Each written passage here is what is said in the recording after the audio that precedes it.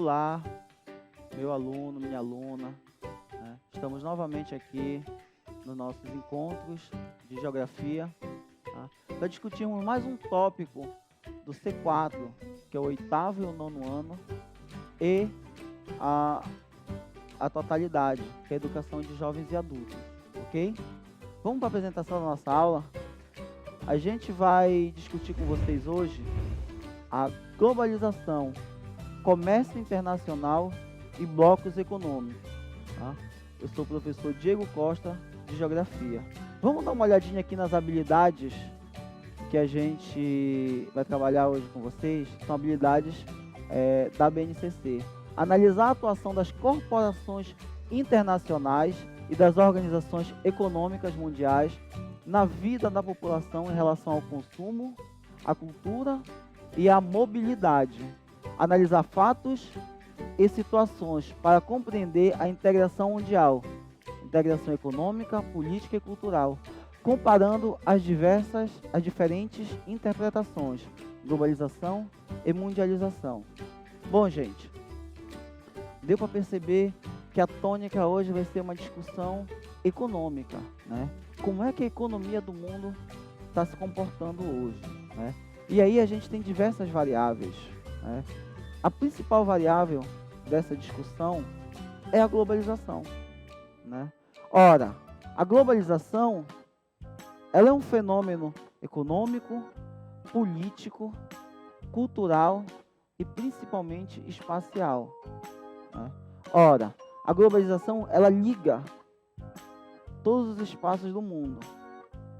Ah, professor, então quer dizer que está todo mundo conectado, está todo mundo interligado, está todo mundo ligado, todo mundo tem acesso à globalização? Não. Assim como a globalização, ela liga todo mundo, só que ela escolhe os pontos que serão interligados de forma mundial. Ou seja, ela é ao mesmo tempo que ela é total, ela é seletiva, né? Perceba essa dupla face da globalização, né? Ela, apesar dela ser um fenômeno mundial, ela também é um fenômeno seletivo, tá bom? Globalização, grande integração econômica, social e cultural entre países, cidades, empresas, universidades, é intenso fluxo de mercados, pessoas e capitais, tá? Essa integração, ela é uma integração que faz com que cadeias de produção se tornem cadeias de produção globais, né? E essa cadeia global, ela só é possível através de acordos, né? Que são acordos de nível regional, tá bom? Aumento da complexidade das relações no mundo multipolar, o poder político e econômico dividido de maneira desigual entre países desenvolvidos e países em desenvolvimento, tá bom? Bom, gente, e aí a gente tem uma revolução tecnológica, tá? Sem essa revolução tecnológica, sem essa transformação no meio, né, tecnológico, no que diz respeito às telecomunicações, aos transportes, a gente não teria o alcance que a globalização tem hoje, entendeu?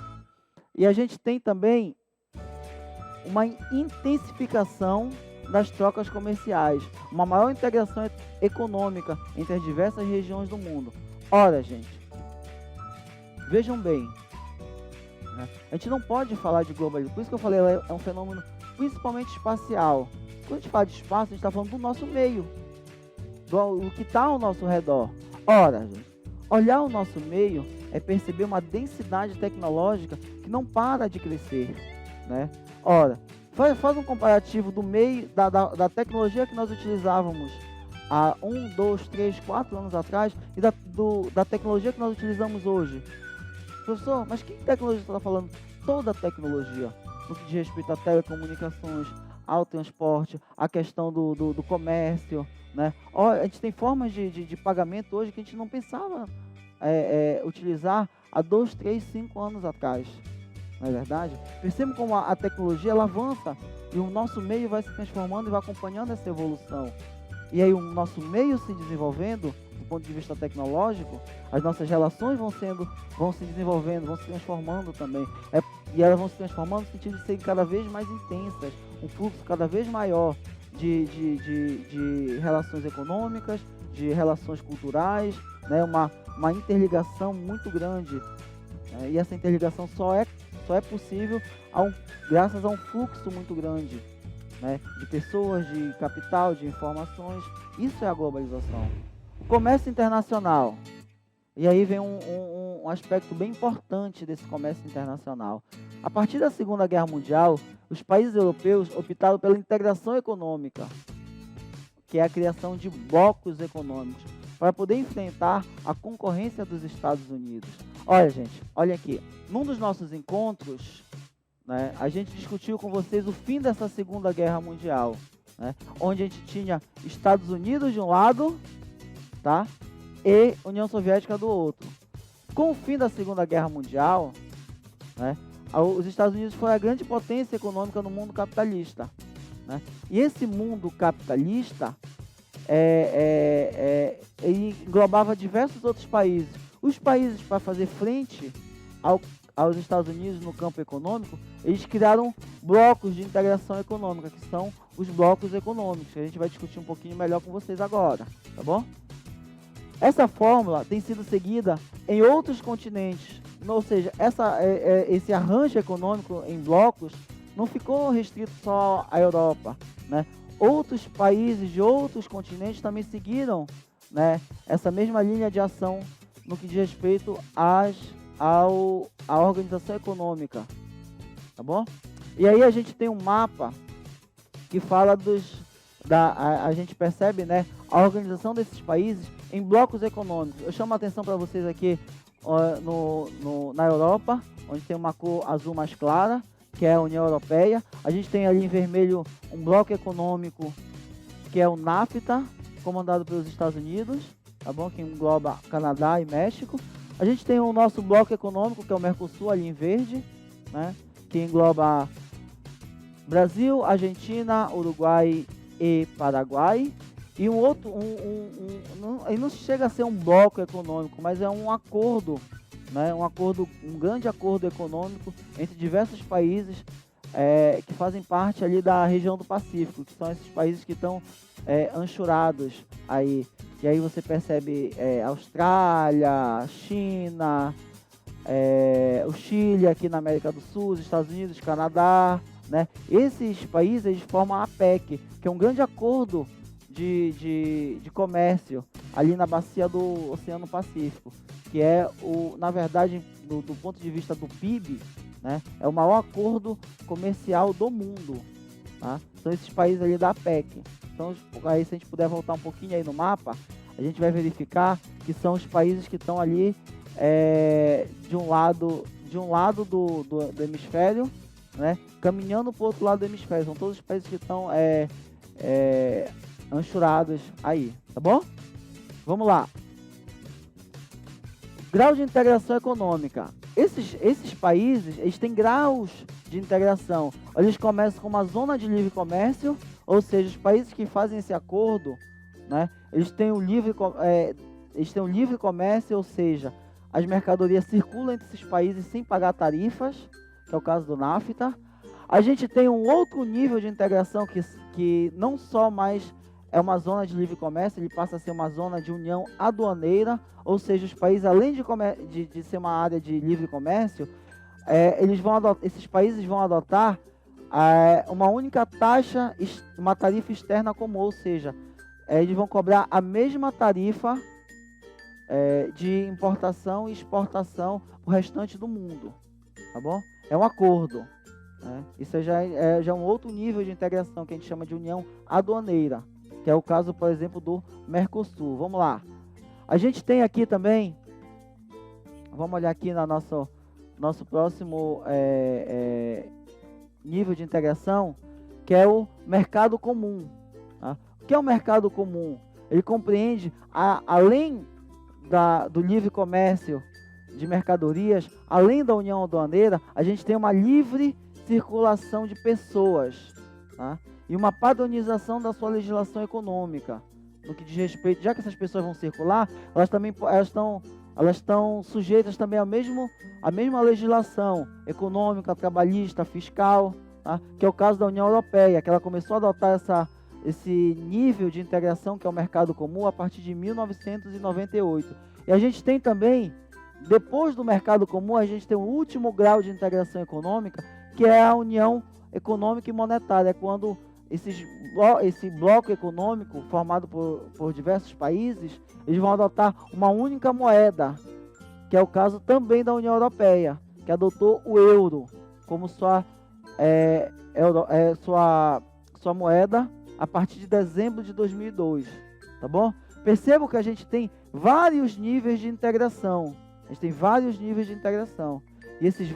de integração, eles estão relacionados com o amadurecimento do bloco econômico, tá bom? Vamos lá, gente. A gente tem exemplos de blocos econômicos aqui, hein? Como eu falei para vocês, a União Europeia, que ela é uma união entre 27 estados, né?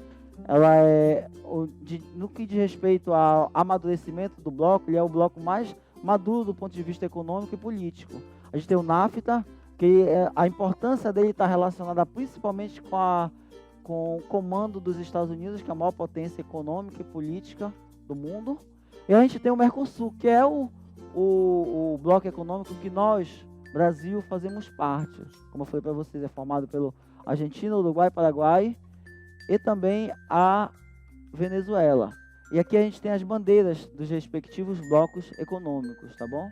Algumas linguagens que são relacionadas à configuração dos blocos econômicos. Tarifa é o imposto cobrado no que diz respeito à entrada e saída de mercadorias. A gente tem o dumping. O que é o dumping, gente? Olha aqui, presta atenção. O dumping, ele ela é uma prática econômica que é adotada por um país ou por um bloco econômico, quando ele baixa demais o valor para poder fazer concorrência a outros produtos que vêm de fora do bloco econômico, tá? Ora, por que ele faz isso? Para poder fazer frente à concorrência de produtos importados.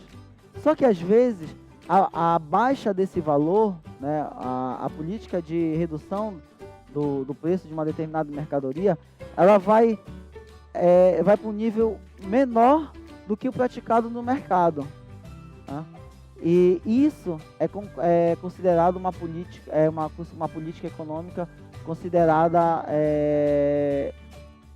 uma política que ela causa muita polêmica no que diz respeito às relações internacionais de comércio, né? Quando um bloco, um país faz isso, ele é muito criticado na OMC, que é a Organização Mundial do Comércio, que nós vamos discutir já com vocês, tá bom? Uma outra nomenclatura utilizada muito, como eu falei para vocês, é a tarifa externa comum, que é adotada nos países que utilizam a união aduaneira, né, como a sua forma de integração. O que é a tarifa externa comum? É quando os países desse bloco, eles utilizam a mesma tarifa de importação e exportação, tá? Por exemplo, no Mercosul, olha para cá. No Mercosul, a gente tem os 4 países, como eu falei para vocês, mais a Venezuela, que ela está em análise para poder participar do Mercosul. O que acontece? A mesma taxa de importação que eu utilizo, de importação e exportação que eu utilizo no Brasil, a mesma que eu vou utilizar na Argentina, no Paraguai, no Uruguai, entendeu? Que é a tarifa externa comum, porque nós temos um nível de integração relacionado com a união aduaneira, tá? A aduaneira está relacionada com a questão de importação e exportação, tá bom? Vamos aqui para o nosso último termo, tá? São os subsídios. O que são subsídios? Subsídios são recursos que o governo concede a determinados produtores para que eles tenham uma vantagem competitiva no mercado internacional. Olha aí, gente. Subsídio, ele é a grande discussão hoje no comércio internacional, tá? O que acontece? O governo ele dá um suporte financeiro para determinados produtores de determinados setores econômicos, e aí com esse suporte financeiro eles têm condições de baixar o preço dos seus produtos, e aí acaba ocorrendo uma competição desleal, desigual, tá? com produtores de outros países, né? Isso é uma grande discussão no comércio internacional, tá? E a partir daí, com esses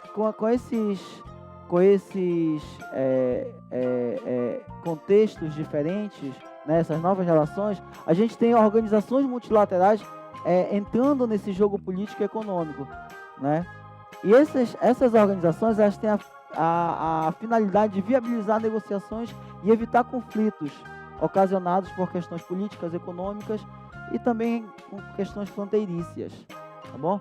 A gente tem organizações multilaterais a nível mundial, como por exemplo a ONU e a Organização Mundial do Comércio, e a gente tem organizações políticas que elas têm um caráter mais regional, como por exemplo a Organização dos Estados Americanos e a União Africana, tá bom? Vamos falar da Organização Mundial do Comércio. Essa Organização Mundial do Comércio, ela foi criada em 1995, tá? A finalidade dela é organizar e regulamentar as relações comerciais no mundo, ou seja, tudo que diz respeito ao comércio, a OMC, ela está tomando parte no que diz respeito a regulamentar e organizar essas relações comerciais mundiais, tá bom? A sua sede é em Genebra. Hoje ela conta com 153 países, tá bom? E esses países, um dos princípios da OMC é, a partir do comércio, ela garantir o pleno emprego, o rendimento real, o crescimento das economias, né, a partir de um comércio mais justo. Os países membros da OMC, hoje nós contamos com 153 países, dos 198 países no mundo, ou seja, nós temos 77% dos países do mundo fazem parte da OMC. Chama atenção aqui para a Rússia, que ela não faz parte da OMC, ela é uma grande economia, ela faz parte do G8, né? Bom, as regras do comércio internacional, elas podem acontecer de duas formas. Ou elas são realizadas de forma multilaterais, ou seja, os países eles se relacionam com outros países de forma multilateral, ou seja, eu vendo para ti, tu vende para mim, né? São relações de compra e venda, de importação e exportação. Ou essas relações de comércio, elas podem se dar de forma de blocos, na forma de blocos econômicos, ou seja, eu vou entrar em negociação não como uma economia isolada, mas agora como uma economia em bloco, porque o mundo hoje ele acaba se organizando em blocos econômicos, tá bom? Vamos lá. A gente tem uma imagem aqui que mostra uma reunião da OMC. Percebam aí como essa reunião ela conta geralmente com chefes de estado, chefes de governo, porque as relações econômicas elas são o carro-chefe de muitas relações políticas entre países, tá bom? E a gente tem aqui, eu trouxe para vocês aqui rapidinho, a história da OMC. Ela vem de uma organização criada, que é a Organização Internacional do Trabalho, que foi criada em 1946. Dessa organização, nós temos a criação do Acordo Geral de Tarifas e Comércio, que era para ser um acordo provisório, só que acabou durando até 1995. Esse acordo, né, esse Acordo Geral de Tarifas e Comércio, ele acabou gerando o que a gente conhece hoje como Organização Mundial do Comércio. Qual a diferença do GATT, que é o Acordo Geral de Tarifas e Comércio, para a OMC? Que o GATT ele é um acordo provisório, né? E por ser um acordo provisório, os países eles eram partes contratadas. Na OMC não, os países deixam de ser partes contratadas e se tornam países membros da OMC, tá bom? E a gente tem aqui que a OMC ela acaba tomando conta primeiramente do comércio de bens e produtos, só que esse comércio acabou se tornando tão diversificado que hoje que a OMC ela acaba regulamentando também o comércio de serviços, o comércio de ideias, a propriedade intelectual. Então perceba uma transformação, na verdade uma ampliação do campo de atuação da OMC, tá bom? E a OMC, né, ela também ela tem uma importância muito grande no que diz respeito à regulamentação dos capitais, não só físicos, mas os capitais especulativos, né? E aí o campo de atuação dela também está relacionado com investimentos, com bolsa de valores, com fundos financeiros, tá bom? Ela ela, como eu falei para vocês, ela acabou sendo gerada a partir desses acordos de tarifas e comércio, tá? Então ela está relacionada com esses acordos ela regulamenta esses acordos de tarifas e comércios no nível mundial, tá bom? E como eu falei para vocês também, ela abrange também as propriedades intelectuais, as ideias, né? Então a OMC ela se tornou um campo ela tem um campo de ação muito abrangente mesmo, né? Então tudo que você pensar que é comercializado a nível internacional, a OMC ela regulamenta, né? Ela regulamenta, ela diz quais são as diretrizes, o que é mais justo, o que é que faz com que esses acordos sejam mais justos, de modo que essa desigualdade no comércio ela seja diminuída, tá bom? Esse é o principal papel, essa é a principal diretriz da OMC, pelo menos no que na sua constituição, né? Nas suas ideias, nos seus ideais, tá? A gente sabe que numa discussão na OMC a gente tem diversos interesses, esses interesses vão ser defendidos pelos seus respectivos países, né? Princípios da OMC: não discriminação dos países membros, ou seja, não importa se um país é pobre ou é rico, eles têm os mesmos direitos, tá bom? A reciprocidade, ou seja, mercadorias importadas nacionais devem ter as mesmas condições de comércio que as mercadorias importadas de outros países, tá bom? Todos os países têm que ter acesso aos mercados internacionais de forma igualitária. Aí vem a questão que eu falei para vocês dos subsídios, né, que é uma grande discussão na OMC, né, que é muito questionada, inclusive, principalmente pelo Brasil, tá bom?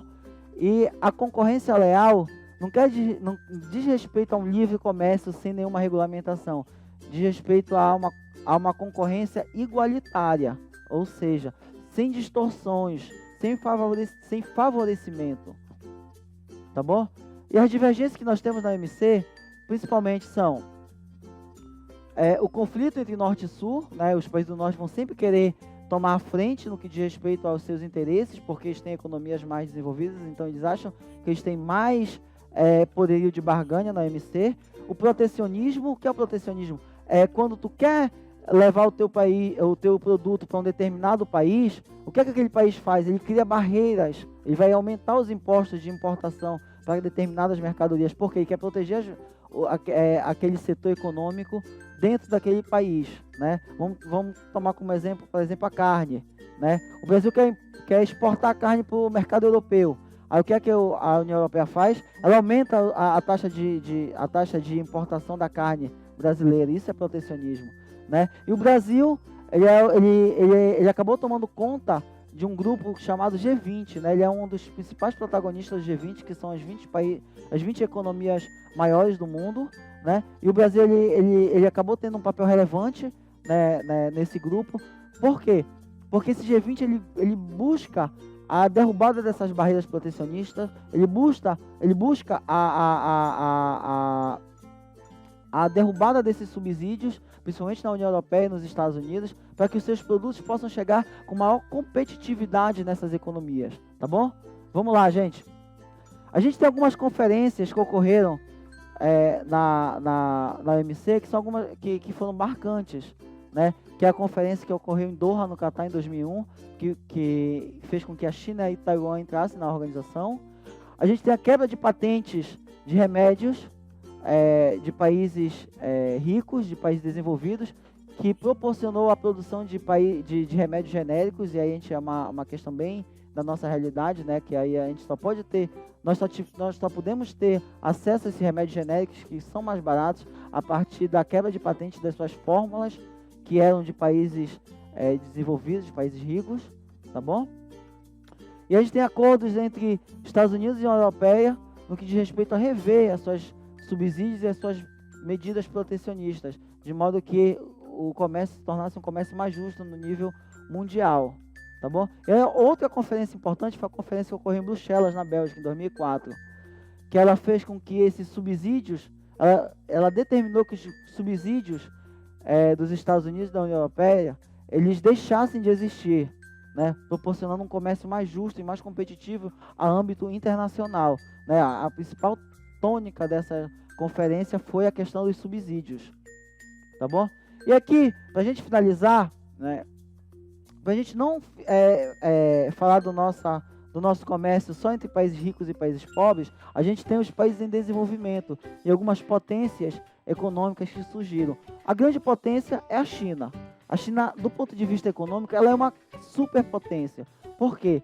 Porque o comércio hoje, o nível de relações comerciais que a China tem é na casa dos trilhões, né? O PIB da China é um dos maiores do mundo e o crescimento econômico da China é um crescimento que ultrapasse muito, né? O nível de crescimento econômico da China ultrapasse muito hoje, inclusive dos Estados Unidos, né? Ou seja, a atividade econômica da China é uma atividade muito, muito intensa, tá? Ora, não quer dizer que o nível, quando eu falo que o nível de crescimento da China é maior que o dos Estados Unidos, quer dizer que ela já é maior que os Estados Unidos, quer dizer que o crescimento da China é maior, faz com que ela vá chegando ao nível de atividades econômicas dos Estados Unidos de forma mais acelerada que outros países, entendeu? Por isso, hoje, o grande embate econômico entre Estados Unidos e China, entendeu? Vamos lá, vamos entender por que a China ela é uma das principais economias do mundo, né? Esse crescimento ele ocorreu de forma significativa a partir dos anos 2000, tá bom? Ela é hoje uma grande potência econômica mundial e ela, junto com os Estados Unidos, ela comporta os maiores volumes de importação e exportação de produtos agrícolas e também produtos industrializados, tá bom? Junto com a China, a gente tem outros países também tomando conta desse cenário mundial, que são os BRICS, que é Brasil, Rússia, Índia, China e África do Sul, né? Eles apresentam elevadas taxas de crescimento econômico, né? E esse crescimento econômico faz com que eles tenham elevada participação no comércio internacional, né? E por conta deles terem essa importância no comércio internacional, eles acabam tendo uma importância também no cenário político, ou seja, a questão econômica está atrelada à importância política também desses países no que diz respeito ao cenário político, tá? E aqui a gente tem uma charge representando bem, né?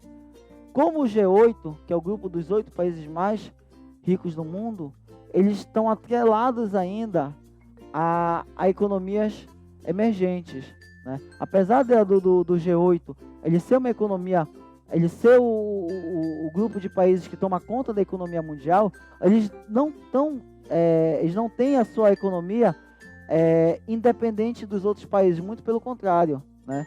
Esses países dependem, o G8 ele depende muito do nível de comercialização com países da economia do G20, né? Por exemplo, apesar dos Estados Unidos ter uma economia bem desenvolvida, o nível de comércio com o Brasil é um nível de comércio que é significativo para a economia dos Estados Unidos, né? Apesar da China e dos Estados Unidos estarem em confronto direto, né? Mas a China e os Estados Unidos eles têm um nível de comercialização muito grande, né? Ou seja, se a China deixar de comercializar com os Estados Unidos vai sentir muito, assim como os outros países do G8. Então percebo que apesar da supremacia desse grupo do G8, eles estão muito dependentes do G20, né? Porque hoje a economia é uma economia toda interligada, toda interdependente, por conta da globalização, tá? Por conta da internacionalização do comércio mundial. Tá bom? E para a gente finalizar aqui a nossa última imagem, aqui, olha só essa charge. Aqui está escrito que subimos um ponto no IDH mundial. Deve ter sido naquele dia que a gente almoçou, né? Olha, gente, percebam que a questão do IDH, a questão de entendermos o desenvolvimento econômico, também perpassa pela questão social. Então não tem como a gente discutir economia sem discutir a questão social, tá? E a gente fala de economias emergentes, mas nós temos o crescimento também de diversas potências mundiais. Bom, gente, e aí a gente termina a nossa discussão falando sobre comércio mundial. E eu espero que tenha sido uma aula muito produtiva. Não esqueçam de ir lá no nosso blog, tá, da SEMEC, para que nós possamos exercitar toda essa discussão que nós tivemos hoje aqui. Um grande abraço e até a próxima.